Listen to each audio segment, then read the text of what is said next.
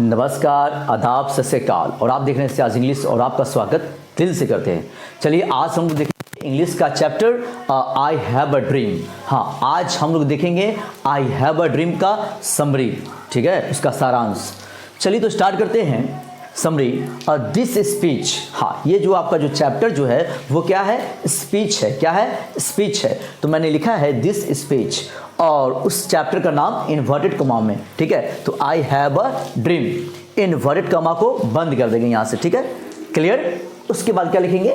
Has been delivered. याद रहे कभी भी स्पीच रहेगा ना तो आप क्या लिखेंगे? Delivered, delivered, clear. हाँ, डिलीवर्ड, ठीक है। जैसे कोई कहानी है तो रिटन लिखेंगे, पोयम है तो कंपोज्ड लिखेंगे। हाँ, पोयम में कंपोज्ड बाय, कहानी में रिटन बाय, ठीक है। और इसमें अगर स्पीच रहेगा तो डिलीवर्ड बाय, ठीक है। और उस राइटर का, उस पोएट का जो नाम होगा वो नाम लिखेंगे, ठीक है। तो चलिए, I have a dream has been delivered by Martin Luther King. हाँ, इसको कौन लिखे हैं? मार्टिन लूथर किंग लिखे हैं। कहां पर ये भाषण दिए हैं? At Lincoln Memorial hall in Washington. मतलब ये जो भाषण जो दिए हैं वो दिए हैं कहां दिए जी? लिंकन मेमोरियल हॉल एक है ना। और वो कहां पड़ता है? वो पड़ता है आपका वाशिंगटन में। कहां पड़ता है? वाशिंगटन में। और कब दिए थे? इन 1963, मतलब 1963 में, ठीक है। मतलब यहां से ऑब्जेक्टिव आपका बहुत बन सकता है। पहला ऑब्जेक्टिव ये बनेगा कि ये क्या है? स्पीच है, स्टोरी है, क्या है? तो कि ये क्या है? स्पीच है। दूसरा नंबर बात ये है कि ये जो है भाषण कहाँ दिए थे? तो लिंकन मेमोरियल हॉल में, ठीक है, जो कि कहाँ पड़ता है? वाशिंगटन में। और कौन से ईयर में दिए थे? तो 1967 में, सॉरी 63 में, ठीक है।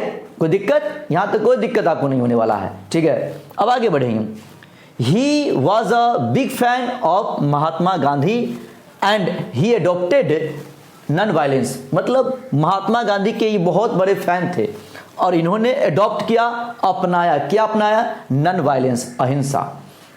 सिंपल सी बात है, जिनका आप फैन रहेंगे उनका आप हर चीज़ को अडॉप्ट करेंगे, अपनाएंगे।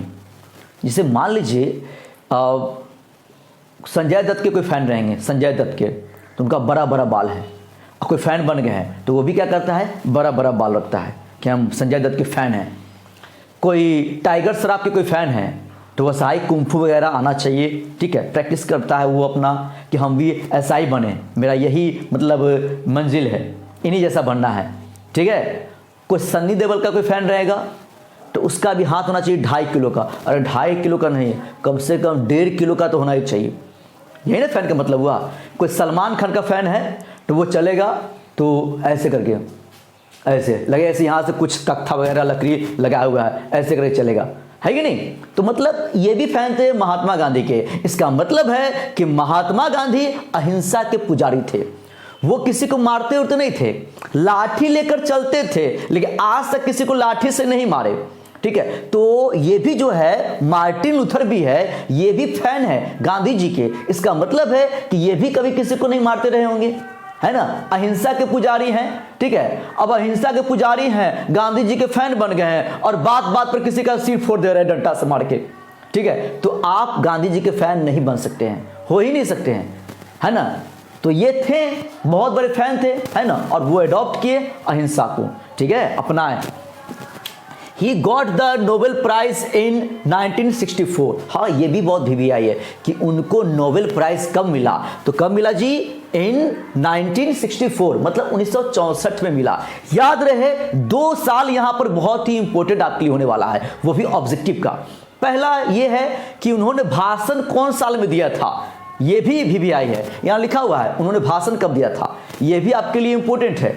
और एक ये भी इंपॉर्टेंट है कि मतलब उनको नोबेल प्राइज कब मिला था? तो 1964 में। मतलब 1 साल बैक कर देंगे तो ये भाषण वाला आ जाएगा 1963, ठीक है। और उनको नोबेल प्राइज कब मिला? तो 1964। याद रहे 63 64, क्लियर। चलिए आगे बढ़ेंगे। कहाँ गए जी? America is a rich country. America एक बहुत ही धनी देश है, अमीर देश है, ये बात सबको पता है। But Negroes live in poverty. लेकिन वहाँ के जो निग्रोज हैं वो अभी भी क्या है? गरीबी में जी रहे हैं। अभी भी वो क्या है, गरीबी में जी रहे हैं, लिव इन पॉवर्टी, मतलब गरीबी। देखिए सबसे पहले आप ये जान लीजिए निग्रोज का मीनिंग क्या होता है। निग्रोज का मीनिंग होता है ब्लैक पीपल। ब्लैक पीपल मतलब अमेरिका में दो टाइप के लोग हैं, है ना, दो टाइप के हैं, एक ब्लैक पीपल भी है और एक वाइट पीपल भी है। एक ब्लैक पीपल भी है और एक वाइट पीपल भी है। तो ब्लैक पीपल को निग्रोज कहा गया, ठीक है, क्या कहा गया है, निग्रोज। ब्लैक पीपल जो भी वहां के हैं, जो भी ब्लैक काला जो भी आदमी वहां है, उनको क्या कहा गया है, निग्रोज, ठीक है। तो एक बॉन्ड बना था, ठीक है, कि निग्रोज को है ना राइट मिलना चाहिए, मतलब कॉलेज में पढ़ सकते हैं, ठीक है, आप साथ में होटल में खाना खा सकते हैं, कहीं भी आप घूमने जा सकते हैं, जो भी आपका पब्लिक प्लेस है वहाँ आप घूम सकते हैं, ठीक है, बना था। लेकिन ऐसा नहीं हुआ, अभी भी कॉलेज में निग्रोज जो लोग हैं, जो ब्लैक मतलब अमेरिकन हैं, वो आपके साथ जो वाइट हैं उनके साथ नहीं बैठ सकते हैं। जो ब्लैक जो पीपल हैं अमेरिका के, वो वाइट पीपल के साथ खाना बैठ के रेस्टोरेंट में साथ में नहीं खा सकते हैं, बस में भी नहीं बैठ सकते हैं ब्लैक पीपल, ठीक है। मतलब एक बार तो ऐसा हो गया कि एक लेडीज बैठ गई बस में, ठीक है, और वहां पर एक इवेंट हो गया, उस लेडीज को निकाला गया जबरदस्ती बस से कि तुम नहीं बैठ सकती, तुम ब्लैक हो ना। इसके लिए बहुत सारा मैटर हुआ, है ना, और उस घटना का नाम पड़ा था मॉन्टगोमरी बस बाइकट। क्या नाम था उसका, मॉन्टगोमरी बस बाइकट। मतलब क्या ब्लैक हैं, ब्लैक आदमी बस में नहीं बैठेगा, है ना, मतलब ऐसा हो गया था उस टाइम में, ठीक है। तो हर जगह इनको है ना हीन भावना से देखा जाता था कि ब्लैक है, मतलब रंग देख लिए, मतलब क्या ब्लैक है मतलब निग्रोज है, इसको हम निग्रोज बोलेंगे। अपना देश में कोई ब्लैक हो या वाइट हो, हम लोग ब्लैक का क्या अलग से नाम रखे हुए हैं, निग्रोज फिग्रोज कुछ भी नहीं ना। ब्लैक है वो भी आदमी है, वाइट है वो भी आदमी है, लेकिन वहां पर क्या था, ब्लैक है तो ये निग्रोज हो गया, ठीक है। तो मतलब ऐसा था, है ना, हर जगह मतलब दिक्कत हो रहा था। तो वही जो है कदम उठाए कौन, मार्टिन लूथर किंग। जैसे अपना देश गुलाम था तो गांधी जी आगे बढ़े थे, है ना, वही अपना मोर्चा को संभाले थे, तो ये भी आगे बढ़े, ठीक है। और इनमें क्वालिटी था, बचपन से ही इनमें है ना बोलने का कला था मार्टिन लूथर में, है ना। यहाँ तक कि वो स्कूल में पढ़ते थे ना, तो होमवर्क सुनाना होता था तो ऐसा बोलते थे न, लगता था कि कोई नेता बोल रहा है। तो शुरू से ही है ना टैलेंटेड थे, ठीक है। चलिए आगे बढ़ते हैं। They are treated as slave in their own country, और उसको ऐसा ट्रीट किया जाता था, उसके साथ बर्ताव, कि अपने ही देश में जैसे कि मानिए इसे कि गुलाम हो, निग्रोज ब्लैक पीपल अमेरिका का, ठीक है, अपने ही देश में मानिए गुलाम है, ऐसा उसे ट्रीट किया जाता था। अरे ब्लैक है या वाइट है, सब तो अमेरिका का ना है, सब तो पीपल ही है, ठीक है। लेकिन ऐसा नहीं था, ब्लैक का दम हीन भावना से दिखाया जाता था, घृणा की भावना से। उनको राइट नहीं मिला हुआ था पढ़ने का ठीक से, ठीक है, कहीं घूमने का पब्लिक प्लेस में, ठीक है। He wants to see his country free from racial distinction between the whites and the blacks, है ना, थ्रू हिज स्पीच। और वह देखना चाहते थे कि अपने देश के जो लोग जो हैं, है ना, वाइट हैं ब्लैक हैं, ठीक है, उनके बीच जो रेशियल जो डिस्टिंक्शन जो है, जो दूरी जो है, जातीय जो भेदभाव है ना, रंग रूप का जो भेदभाव है ना, उसको मतलब खत्म होते हुए देखना चाहते थे लूथर जी, ठीक है। और थ्रू हिज स्पीच, अपने वॉइस अपने भाषण से इस बात को कह रहे हैं, लोग को समझा रहे हैं, ठीक है। उनको मौका मिल गया एक जगह भाषण देने का, ठीक है, तो वो माइक लेकर वो सबको समझा रहे हैं कि नहीं ऐसा नहीं होना चाहिए, सबको हक मिलना चाहिए, चाहे वो ब्लैक हो या वाइट हो, सबको अपना अपना हक मिलना चाहिए, ठीक है। ये नहीं कि वो नहीं पढ़ सकता है, वो बस में नहीं बैठ सकता है, वो साथ में खाना नहीं खा सकता है, सबको अपना अपना हक मिलना चाहिए। तो अपना भाषण के जरिए ये बात समझा रहे थे सबको, ठीक है। Martin Luther raised his voice for equality and right for Negroes in America। और लूथर जो है वो भाषण में जो है अपने आवाज़ को ऊपर उठाते हैं, है ना, आवाज़ को बुलंद करते हैं, ठीक है। और किसके लिए, तो वो इक्वालिटी के लिए, बराबरी के लिए, है ना। और राइट अधिकार, किसके अधिकार के लिए, फॉर निग्रोज के अधिकार के लिए वो आवाज़ उठाते हैं, आवाज़ को बुलंद करते हैं, ठीक है। देखिए ये जो मैंने लिखा है समरी, बहुत ही सिंपल लैंग्वेज में लिखा हुआ है, इसका वर्ड भी बहुत आपका इजी है, इसलिए एग्जाम में आराम से याद कर लीजिएगा, बहुत इजी है। ठीक है, चलिए आगे बढ़ेंगे।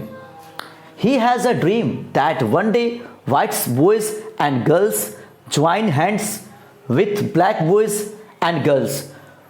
उनका एक सपना है कि एक दिन ऐसा होगा कि गोरे लड़के और गोरी लड़कियां, ठीक है, ज्वाइन हैंड्स, हाथ को मिलाएंगे, एक साथ रहेंगे, किसके साथ? तो ब्लैक बॉयज एंड गर्ल्स। मतलब उनका एक सपना है कि गोरे लड़के गोरी लड़कियां साथ में रहेंगे, है ना, मिलजुल कर पढ़ने जाएंगे, खेलने जाएंगे, कॉलेज जाएंगे, है ना, किसके साथ? तो ब्लैक लड़के और ब्लैक गर्ल्स, मतलब काले लड़के और काली लड़कियां, है ना, सब साथ में मिलकर रहेंगे, चाहे वो गोरे हो या काले हो, सब साथ में रहेंगे, मिलजुल कर खेलेंगे कूदेंगे साथ में। ठीक है, ये कहना चाहते हैं, उनका एक सपना था। ठीक है, He has a dream that all the people of America will walk together. और उनका ये भी सपना है कि एक दिन ऐसा होगा, ठीक है, कि मतलब अमेरिका के जो भी लोग हैं, सभी लोग हैं, वो साथ में चलेंगे, साथ में टहलेंगे, ठीक है, एक साथ चलेंगे, है ना, उनका ये भी एक सपना है। ठीक है, One day there would be the atmosphere. एक दिन ऐसा होगा कि मतलब अमेरिका का जो एटमॉस्फेयर जो है ना, atmosphere of brotherhood in America, मतलब भाईचारा का जो माहौल जो है, वातावरण जो है अमेरिका का, ठीक है, वो भाईचारा का माहौल होगा। अमेरिका में एक दिन ऐसा होगा कि उसका वातावरण जो वहाँ का है, वहाँ का हवा पानी है, वहाँ का वायुमंडल जो है, वहाँ का माहौल जो है, वो भाईचारा का होगा। मतलब क्या? दोनों साथ मिलकर रहेंगे, ब्लैक और वाइट, इनका ये सपना है। ठीक है, चलिए इसका स्क्रीनशॉट लिया जाए। चलिए, ये समरी बहुत अच्छा था, ठीक है, और ये भाषण स्पीच है, ठीक है, बढ़िया से इसको दो बार पढ़ लेंगे और कॉपी में नोट कर लेंगे, और हो सके तो वीडियो को शेयर करेंगे। तो आज के लिए इतना ही। जय हो, जय हिंद।